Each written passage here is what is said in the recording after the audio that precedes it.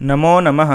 Online Sanskrit learning centre में आपका स्वागत करते हैं। आज हम अष्टमी कक्षा के प्रथम पाठ के अभ्यास को करने जा रहे हैं।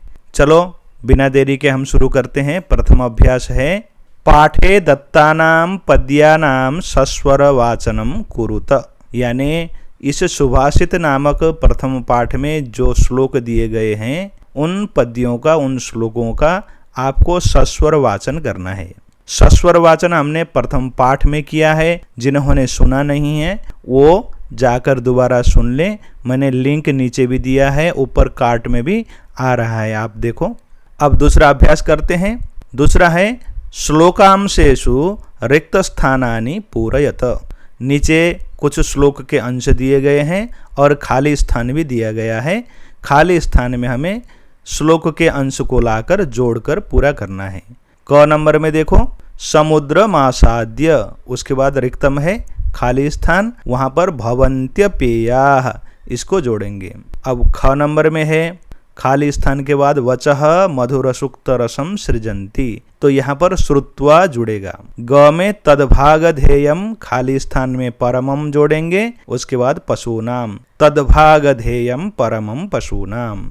घ में है विद्या फलम, उसके बाद खाली स्थान में व्यसनिनः, इसको जोड़ेंगे तो पूरा श्लोक का अंश बन जाएगा। विद्या फलम व्यसनिनः कृपणस्य सौख्यम। ङ में है पौरुषम विहाय यह, उसके बाद खाली स्थान में हम दैवमेव, इसको जोड़ेंगे। उसके बाद अवलंबते, इसको जोड़ने पर पूरा एक सेंटेंस बन जाएगा। च में है चिंतनीया ही विपदाम, उसके बाद खाली स्थान में आदावेव, उसके बाद प्रतिक्रिया। ऐसे जोड़कर आप कॉपी में पूरा लिख लें। अब तीसरा अभ्यास है प्रश्नानाम उत्तराणि एक पदेन लिखत।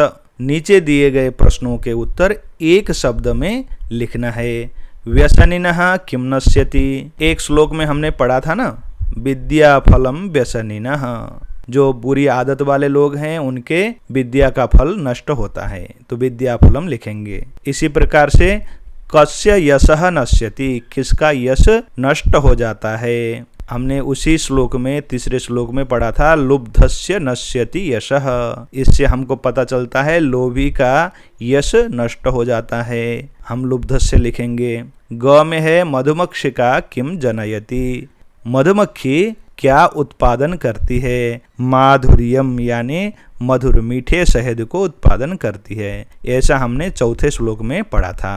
अब घ नंबर में है मधुर सुक्त रसम के सृजन्ति, मधुर सुक्ति रस को कौन उत्पादन करते हैं। देखो चौथे श्लोक में हमने पढ़ा था संतस तथैव समसज्जन दुर्जनानाम इत्यादि में संतः, ऐसे उत्तर को लिखकर हम पूरा करेंगे। अब ङ नंबर में प्रश्न है अर्थिनः केभ्यः विमुखा न यान्ति, जो याचक लोग हैं किससे खाली हाथ नहीं लौटते। पेड़ ऐसे हैं जो मांगने वाले को कुछ न कुछ दे ही देते हैं, इसलिए हम क्या लिखेंगे, महीरुहा को चतुर्थी विभक्ति बहुवचन में बनाकर महीरुहेभ्यः, ऐसा लिखेंगे। अब चतुर्थ अभ्यास को देखो। अधोलिखित तद्भव शब्दानां कृते पाठात् चित्वा संस्कृत पदानि लिखत। यहाँ पर तद्भव शब्द दिए गए हैं। तद्भव यानी संस्कृत से निकले हुए हिंदी शब्द, उनके संस्कृत शब्द को हमें पाठ से चुनकर लिखना है। देखो कंजूस का कृपणः, कड़वा का पाठ में हमने क्या पढ़ा है कटुकः, पूंछ का पुच्छम, लोभी का लुब्धः, मधुमक्खी मधुमक्षिका, तिनका तृणम। ऐसे हम जो पढ़ा हुआ है उसके आधार पर इसको भर सकते हैं। अब हम पंचम अभ्यास करेंगे। अधोलिखितेषु वाक्येषु कर्तृपदम क्रियापदम च चित्वा लिखत। नीचे लिखे हुए वाक्य में कौन कर्तृपद है कौन क्रियापद है ये चुन कर हमें लिखना है। कर्तृपद का मतलब होता है कर्ता को बताने वाला शब्द, और क्रियापद कर्ता के द्वारा किए जाने वाले क्रिया को बताने वाला शब्द। क में है निर्गुणम प्राप्य भवन्ति दोषाः, यहाँ पर कर्ता कौन है दोषाः, दोष होते हैं तो दोष करता है, और भवन्ति क्रियापद है। गुणा गुणज्ञेषु गुणाः भवन्ति, इसमें गुणाः कर्ता है और भवन्ति क्रिया है।